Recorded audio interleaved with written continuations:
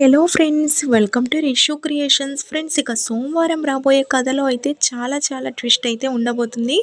Please friends, మీకు కనుక ఈ వీడియో నచ్చినట్లయితే తప్పకుండా ఒక లైక్ ఇవ్వండి. ఇక కథలో అయితే వసుధార వాళ్ళ ఇంటికి అయితే వెళ్ళిపోతారు కదా. ఆ తర్వాత ఇక మహేంద్ర నాకు ఇప్పుడు చాలా సంతోషంగా ఉందమ్మా, మనశ్శాంతిగా ఉంది అని మాట్లాడుతూ ఉంటే వసుధార, అవును మామయ్య గారు, అయినా ఇక మీదట మీరు బాధపడాల్సిన అవసరం లేదు.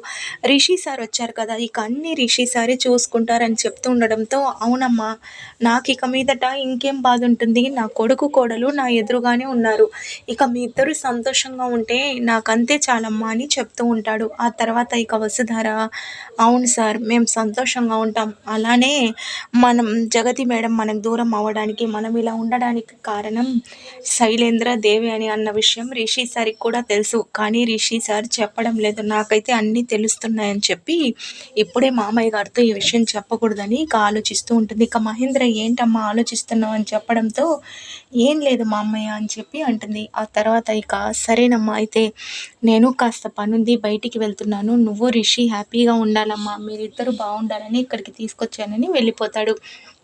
ఇక రిషి కూడా చాలా ప్రేమగా వసుధారతో ఉంటాడు. ఇక వసుధార, ఏంటి రిషి సార్, అక్కడేమో దూరంగా ఉంటూ ఇక్కడేమో రెచ్చిపోతున్నారని చెప్పడంతో, ఇక్కడంటే ఇది మన ఇల్లు కదా వసుధార, అక్కడ నేను రంగాగా ఉంటున్నాను కాబట్టి నా గురించి ఎక్కడ తెలిసిపోతుందోనని అలా ఉన్నానని చెప్పి అంటాడు. ఇక వసుధారతో ప్రేమగా, వసుధార, ఇన్ని రోజులైనా మనకు పెళ్ళి మనం దూరంగా ఉన్నాం, ఇప్పుడైనా నిన్ను సంతోషంగా చూసుకుంటాను, అలాగే మనం భార్యాభర్తల్లో ఉందాము, ఇక మీదట మనల్ని ఎవ్వరు దూరం చేయలేరు, అందరి సంగతి తేలుస్తానని చెప్పి చెప్తూ ఇక వసుధారతో ప్రేమగా అయితే ఉంటాడు. ఇక నెక్స్ట్ డే మను అయితే శైలేంద్రని కలుస్తాడు. ఇక శైలేంద్ర, ఏంటి నా వెంట పడుతున్నావు, అయినా నాకు కలవడానికి ఇష్టం లేదన్నా, ఒక్కసారి రమ్మని చెప్పి పిలిచావు కాబట్టి వచ్చాను, ఏంటి సంగతి అని అడుగుతూ ఉంటే, మా నాన్న ఎవరో నీకు తెలుసు కదా, చెప్పవా అని అడుగుతూ ఉంటే, అయినా నేనెందుకు చెప్పాలి, నేను నీకెందుకు చెప్పాలి, నాకేం లాభం ఉంది, అయినా ఇక్కడి నుంచి వెళ్ళిపోమ్మని మా అమ్మ చెప్పింది కదా, ఇంకా ఎందుకున్నారు ఇక్కడ అని అంటుండడంతో,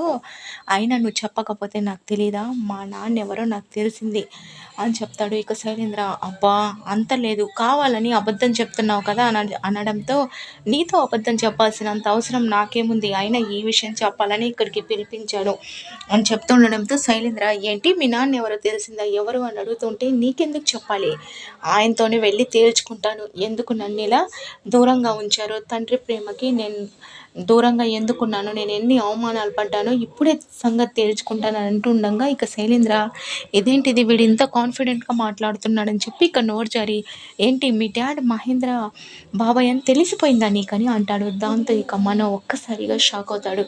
ఏంటి అని అంటుంటే, అదే మహేంద్ర బాబాయ్ మీ డాడ్ అన్న సంగతి నీకు తెలిసిపోయిందా అని అంటాడు. ఇక మనం ఇప్పుడు తెలిసింది అని చెప్పి అంటాడు. దాంతో ఇక శైలేంద్ర, అయ్యో నేనే చెప్పేశాను అని అనుకుంటూ, ఏంటి మా డాడ్ మహేంద్ర గారా అని చెప్పి ఇక మను అయితే చాలా హ్యాపీగా ఫీల్ అవుతూ, అంటే మహేంద్ర సార్ మా డాడ్ అన్నమాట, అందుకే ఏమో ఆయన్ని చూసినప్పుడల్లా మా డాడ్ అన్న ఫీలింగ్ నాకు కలిగింది, నాకు చాలా హ్యాపీగా ఉందని చెప్పి ఇక మను హ్యాపీగా ఫీల్ అయితే ఉంటాడు. ఫ్రెండ్స్, ప్లీజ్ వీడియో నచ్చితే లైక్ చేయండి. Thank you for watching.